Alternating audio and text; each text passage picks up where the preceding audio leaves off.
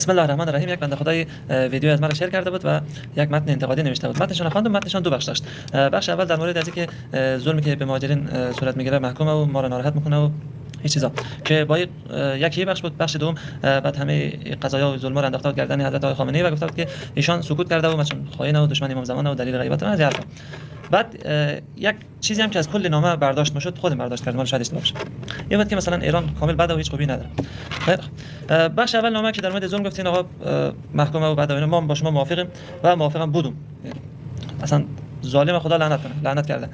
مثلا وقتی که یک سرباز ایرانی مثلا میگیره پول میگیره از یک مهاجر به ناحق یا مثلا توهین میکنه، قطعا یک سرباز مفت و رایگان برای آمریکا و اسرائیل که داره بین دو ملت جدایی میندازه. لعنت خدا در ظالم. دیگه با این قضیه ما شما مثل همین. خب قضیه بعدی که همه تفسیرها را انداختن گردن حضرت آقای خامنه‌ای و گفتن که سکوت کرده اینا. حالا چند تا مدرک میاریم که آقا سکوت نکرده و شما اصلا ناآگاهی دارین تهمت میزنید یک فرد بزرگواری. خیلی خب حضرت آقا ما که گشتم شما میتونید بگردین توی سایت خامنه‌ای.ir آرشیو داره از زمان شوروی که در افغانستان حمله کرده بود. از اون زمان با مردم افغانستان صحبتایی داره که مردم شوروی رو کنید تا که بعدش مثلا جنگ احزاب شد، بعد داد که آقا هم دیگه خود نکشید، قلب امام زمان به درد میارید و حرام شرعی هم دیگه خود بکشید. تا از اون صحبت داره تا زمانی که مثلا یک دانشگاهی رو می‌زدن، یک زایشگاهی رو می‌زدن، یک کورس رو می‌زدن، مسجد رو می‌زدن در افغانستان. حضرت آقا همیشه پیام تسلیت و غمشریکی می‌فرستاد. و اینکه حالا چند تا نمونه برای شما میارم که سخن شما رو رد کنیم. مثلا در تاریخ 20/7/1395 حضرت آقا گفته که مهاجران افغان برادران ما هستند، با آنان با عدالت و احسان رفتار کنید. به واضحی. مثلا در دیدارهای مختلف تاکید کرده حضرت آقا که مهاجران افغان برادران ما هستند و باید با آنها با احترام رفتار شود. دیدارهای مختلفی را تاکید کرده. مثلا قوه قضاییه گفته که به دستور حضرت آقا برخورد قانونی به افرادی که به مهاجرین افغان توهین یا ظلم میکنن صورت میگیره. مثلا یک کارخانه رو در مشهد تعطیل کردن به خاطر که مثلا تعویض قائل میشد، کسی که نجات پرستی کرده 6 ماه زندان بردن. یا مثلا یک نامه که حضرت آقا به وزارت بهداشت ایران داده، شماره نامه 25607 در سال 96 بخشنامه داده شده. اسمش از بخشنامه درمان رایگان افغان ها. در سایت وزارت بهداشت میتونین سرچش کنید. به تمام دانشگاه‌های علوم پزشکی ابلاغ میشه که به بیماران افغان به ویژه زنان و کودکان بدون دریافت هزینه درمان شود. یا مثلا در 8/6/1394 حضرت آقا گفته که هیچ کودک افغانستانی حتی مهاجرینی که به صورت غیر قانونی و بی مدرک در ایران حضور دارند نباید از تحصیل باز بمانند و همه آنها باید در مدارس ایرانی ثبت نام شوند. این چند تا نمونه بود که ما آوردیم. آقا حضرت آقا سکوت نکرده، دستورات داده شده، صحبتایی کرده و یکی میگن سکوت کرده اثر ناآگاهی شما و یکی یک دی نمیخوان شما بفهمید. خیلی مشکل بعدی گفتین که آقا همه از اینا تفسیر حضرت آقای خامنه‌ای که ایران بنده با شما مخالفم، چون که نگاه مثلا ما در تو یک ظلم میکنم تو نباید همسایه برای مقصر بدن. این عدالت نیست، انصاف نیست. خب هر کسی که به تو ظلم میکنه حداقل امور مقصر بدن، هیچ ربطی به ایشان نداره. یا یک کلیپی هست اینترنت خودت سرچ کن، بنویس وظیفه مقام معظم رهبری از زبان خودش 1 دقیقه میگه که وظیفه از من که حفظ نظام اسلامی در راستای اهدافی که داره. وظیفه‌ش اینه. حالا مشروع تری از این وظایف در قانون اساسی ایران اومده، مثلا تعیین رؤسای قوا مثل قضاییه و مثلا سپاه و مثلا صدا و سیما و نیروی انتظامی و دستور جنگ و صلح و اینا و چیزی که احساس کنه مثلا کشور از مسیر اهدافی که داره خارج میکنه. اینا دست حضرت آقا. و مرتبط ترین وظیفه‌ای که در رابطه با این ظلم صورت میگیره این وظیفه‌ایه که مثلا حضرت آقا رئیس نیروی انتظامی را منصوب میکنه. مثلا فعلا سردار رادان رئیس نیروی انتظامیه. گفت آقا توی همین نیروی انتظامی دیگه خودتون فهمید کارتون. و سعی کرده یک انسان خوب و درست را انتخاب کنه. دیگه حال که چقدر کار موفقه چقدر کار موفق نیست دیگه خود سردار رادان میدونه دیگه چقدر برنامه‌ریزی خوبه چقدر نیست. نگاه و حضرت آقا مسئول تک تک عمل تک تک سربازای کشور نمیتونه باشد. از لحاظ عقلی ممکن نیه که هر سربازی در فلان جا یک بیشوری انجام میده نمیتونه که مسئولیت از او گردن بگیره. اصلا وظیفه‌ش اینه طبق قانون اساسی و اینکه عقلی هم نیه، امکان پذیر نیستن. حالا چند تا نمونه میاریم از مثلا حکومت حضرت علی علیه السلام. ببین در عملکرد شخصی حضرت علی علیه السلام هیچ کس گرد پایش هم نمیرسه، ولی حکومت حضرت علی در 5 سال که خلیفه شد یک سری مشکلاتی داشته. او هم به خاطر مقصر خود حضرت علی نبوده، مقصر حالا حکمران‌هایی بوده که حالا تعیین شده و گهگاهی خیانت کردن. هزاران نفر در حکومت حضرت علی ناکارآمد شدن، خیلی بد کار کردن. میدونم کتاب نمیخوان ولی یک کتابی به اسم ریزش و رویش در حکومت علوی که همه آدم‌ها رو اومده در مورد صحبت کردن. مثلا خیلی ناکارآمد شدن در حکومت، خیلی هم رشد کردن و خوب کار کردن. مثالش ابن عباس، هم تفسیر قرآن که باز کنی ابن عباس زیاد می‌بینی. حضرت علی حاکم یک منطقه بزرگی در ممالک اسلامی رو قرار میده، بعد بیت المال قد طایفه هم خوب جارو کرده مورن و حضرت علی نمیتونه باش برخورد کنه. یا مثلا در نهج البلاغه اومده که 18 بار حضرت علی میگه که می‌خواستم فلان کار رو انجام بدم ولی نتوانستم. یا اینکه همین پنجشنبه که دای کومیل میخونی، کومیل ابن زیاد یکی از یاران خوب درجه 2 امام علیه، خیلی آدم شریفیه. حضرت علی در نامه 61 نهج البلاغه بهش میگه آقا ما دستو یک روستا را دادیم، یک روستا رو نتونستی اداره کنی. هی از اون طرف معاویه دستو حمله میکنه، مردم تو رو چورچپال میکنه، دزدی میکنه، مثلا تبدیل شده یک پولی که از ولی از صورت میشه میاد از حمله میکنه. مثلا امام زمان خود نتونستی راضی کنی، چی وضع حکومت داری؟ یک صفحه همین نامه 61 از اول تا آخرش کومیل ابن زیاد کوبیده. وای که آدم خوبی هم بود. یا مثلا ابو موسی اشعری که همه میشناسیم، حضرت علی نمی‌خواست این آدم در حکومت باشه. من تو مردم گفتن نه ما امیر می‌خوایم. حضرت علی گفت ما که دیکتاتور نیستم، امیر می‌خواید باش. امرم گذاشت و ضربهش هم خود مردم خوردن. یا مثلا نامه‌ای که به اشعث ابن قیس می‌نویسند. خلاصش اینه که آقا یه هم اختلاس کرده بود، دوزی کرده بود. گفت ارچ فساد در حکومت از مزر سر است. یا مثلا نامه‌ای که در منذر ابن جاروت نوشته بود. یه هم دوزی کرده بود و حضرت علی برایش نوشت که تو از شترم پستری. نه از شترم پستر نه، از اون بند کفشی که در پای تو از اون هم کمتری. یا مثلا یک مثال دیگه می‌زنم، نامه‌ای که امیرالمومنین علیه السلام به زیاد ابن ابی نوشته. زیاد ابن ابی مثلا یعنی زیاد فرزند پدرش، بابش معلوم نبوده که بوده. حضرت علی یه فرماندار یک حاکم یک منطقه بزرگی میکنه، بعد در آخر برایش یک نامه می‌نویسه که یک عمر خلاصش چیه؟ یک عمر به مردم ظلم کردی.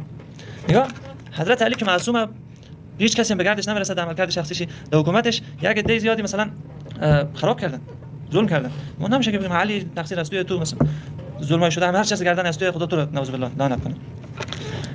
خب اول ظلم این نامه که نوشتن قسمت اول که گفتین ظلم و اینا اینا با هم موافقیم، هیچ مشکل با هم نداریم. قسمت دوم گفتین که حضرت آقای خامنه‌ای سکوت کرده با دلایل رد کردیم صحبت شما رو. بعد گفتین که تقصیر حضرت آقای خامنه‌ای گردن نشان انداختین، دو غریختین توی شوربا، اشتباه کردید. اصلا آگاهی ان شاء الله. طبق قانون اساسی وظیفه رهبریه و طبق قانون عقل، آدم که عقل داشته باشه میفهمه که مسئول تک تک چیا بودن نمیتونه تک تک عمل سربازا. نمونهش هم از حکومت حضرت علی علیه السلام دیدیم. دیگه یک چیزی هم که از کل نامه برداشت میشد این بود که آقا ایران کامل بعد و فلان فلان. این برداشت خود من که از نامه شما کردم. ببین اگه فقط خوبی ایران رو ببینید دوچار اشتباه میشی، اگر فقط بدیش رو ببینید دوچار اشتباه میشی. باید خوبی و بدی در کنار هم دید که یک نگاه واقع بینانه داشته باشیم که دوچار خطا نشیم. ما خودم در هوش مصنوعی زدم که در کل دنیا مثلا حدود 200 تا کشور، کدام کشور بیشترین خدمت را به مردم به ملت افغانستان، کدام کشور بیشترین خدمت را کرده. در دو تا هوش مصنوعی زدم، یکی چت جی پی تی یکی دیپسیک. دیگه هوش مصنوعی هم که بر اساس آمارهای موثق و رسمی میگیره با هم مقایسه میکنه، آمارها را بعد یک نتیجه میده آدم، یک چیز بی‌طرفه. خب سعی میکنه که حرف درست بزنه و واقعا خیلی دقیقه. چت جی پی تی رو زدم گفت که آقا آمریکا، آلمان، هند، ایران و پاکستان این 5 تا کشور مثلا بیشترین خدمات رو کرده. بعد ما تعجب کردیم، گفتیم چرا آمریکا مثلا؟ گفت که به خاطر از اینکه مثلا 1-2 تریلیون دلار در 20 سال پاش داده افغانستان و اینا، که البته اکثرش هم خرج کارهای نظامی میشد و فساد و اینا، یک امنیت سمسم مردان نتونستن و کارهای اساسی نمیکردن. خلاصه یک نه یک راهنی نه یک سد کار اساسی صورت نمیگرفت. بعد آوردم مثلا در چت جی پی تی زدم 5 تا مثلا کشوری که بیشترین ظلم در افغانستان کرده، بازم 5 تا کشور آورد. اول آمریکا رو آورد، گفت 20 سال اشغال کرده، دانشگاه براون یک دانشگاه نظامی به اسم براون آمریکا گفته که چند نفر 243,000 نفر در 20 سال در افغانستان کشته میشه به واسطه آمریکا مجموعاً. مثلا یوناما گفته که 43319 نفر غیر نظامی مستقیما در جنگ ها کشته میشه. دیگه میگه که با قصد و غرض بوده کمک‌هاش و این چیزا. بعدش آقا آورد که مثلا شوروی بیشترین ظلم کرده، بعدش پاکستان، بعد انگلیس، بعد عربستان، اینا رو آورد. این 5 تا کشور که بیشترین ظلم کرده اینا رو آورد. بعد رفتم هوش مصنوعی دیپسیک زدم. دیپسیک با هوش مصنوعی خیلی قوی و خوبیه، تقریبا در حد چت جی پی تی. آوردم گفتم که آقا بیشترین خدمت به ملت افغانستان چه کسی کرده؟ مستقیم آورد جمهوری اسلامی ایران. بعد گفتم چرا؟ گفت که مثلا خیلی آمار زیاد آورد، از آمارهای بین المللی آورد که بین المللی هاش نمیگم، یعنی فقط ما آمار از چیای سایت‌های بین المللی مثل یو ان اچ سی آر و بانک جهانی و عفو بین الملل سازمان بین المللی مهاجرت اینا حرف زیاده، ولی ویدیو خیلی طولانی میشه، خودتون میتونین سرچ کنید. ولی مثلا چند تا آمار که آورد، مثلا در سال 1402 گفت که بیش از 600,000 دانش آموز افغانی داره در ایران درس میخونه، بیش از 600,000 نفر. یا مثلا دوام در شرایطی که مثلا در کشور خود ما دختران نمیدن درس بخونن، مثلا بیش از 1,200,000 نفر تحت پوشش بیمه درمانی بودن. این آمار مال سال 1402، یعنی با هزینه خیلی کمی میرفتن درمان میشدن. بیش از 450,000 مجوز کار به اونا داده بود. اونا که غیر قانونی کار می‌کردن نه، مجوز کار بیش از 450,000 مجوز کار داده شده بودن. یا مثلا 25,000 محصل در دانشگاه ایران داره درس می‌خونه و این آمار هر سال متغیره، بین 20 تا 30,000. دیگه از طلبه‌ها خیلی آمار دقیق وجود نداره، ولی میگن بین 5,000 تا 10,000 طلبه در ایران دارن درس می‌خونن. دیگه هم بعدی شیر آدم بعد ببینم خوبی شده. دیگه اینم هوش مصنوعی گفته اگر میگه ما دروغ میگیم، راه برای جستجوگرها باز از خود شما برین سرچ کنین و آمار دقیقش به دست بیارین. گفت که آقا بیشتر خدمت که صورت گرفته جمهوری اسلامی ایران کرده. حالا بازم تاکید میکنم اینا باز بعضی چیز نشه، ظلمی که صورت میگیره خدا لعنت کنه ظالم را. قسمت اول ظلم بود که گفتیم که مشترکیم با هم، سکوت گفتیم حضرت آقای خامنه‌ای سکوت کرده، هر شما اشتباه بود، تقصیر گردن حضرت آقا انداخته اشتباه بود، تقصیر در گردن که تقصیر دولت های مثلا فعلا دولت که آقای پزشکیان و دور دستش او رو کی میاره؟ مردم رای میدن میگه که آقا تو بیا سر کار، بعدی که چقدر میتونه قوانین را اجرا کنه، چقدر موفق در کارهای خود، تقصیر هر چی هست گردن ایشانه، مثلا وظیفه ایشان رو اینو میادم. وظیفه حضرت خامنه‌ای یک چیز دیگه، اشتباه خیلی فاحشه که آدم بندازه گردن یک نفر که هیچ وظیفه‌ش نیست. خیلی اینم صحبت کردیم که خوبی و بدی رو با هم ببینیم، با انصاف باشیم. بعد تا آخر یک نکته را عرض کنم. حضرت علی علیه السلام از زمان معاویه تا عمر ابن عبدالعزیز در تمام ممالک اسلامی مورد لعن قرار می‌گرفت، در نمازهای جمعه و همه جا، بجز در افغانستان، هزارهای افغانستان که دولت غوریا زیر دستشان بود، او هم به خاطر که ملک شنسبه ابن خرنک رئیس غوری‌ها مستقیما به دست حضرت علی علیه السلام مسلمان شده بود و تنها کسایی که لعنت می‌فرستادن به علی علیه السلام هم هزارهای افغانستان بودن و دوستان از سر ترس و دشمنان از سر بغضشان کتمان می‌کردن فضایل امیرالمومنین را و می‌خواستن گم بشه فضایل. ولی به لطف خدا این مالی در جهان چی شیعه چی سنی اینقدر حضرت علی پیشون محبوبه که برایش جان میدن، نه تنها در اسلام بلکه در بقیه ادیان هم حضرت علی محبوبه. و همینطور همین 40 ساله که همین حضرت آقای خامنه‌ای را دش تهمت میزنن، دش فوش میدن، دش مسخره میکننش دیگه، دسیسه جور میکنن، تحلیلای الکی آبکی علیه جور میکنن. ولی این مالی که نگاه کنی به لطف خدا در تمام دنیا، اروپا، آمریکا، افغانستان، پاکستان، آفریقا، در تمام رسانه‌های اجتماعی، تیک تاک، اینستا، مثلا توییتر، فیسبوک، حضرت آقا جز محبوب ترین انسان‌های دنیا شده. خلاصه داستان، نتیجه داستان همون چیزیه که روی انگشتر امام سجاد علیه السلام حک شده که العزت لله، عزت دست خداست. یا علی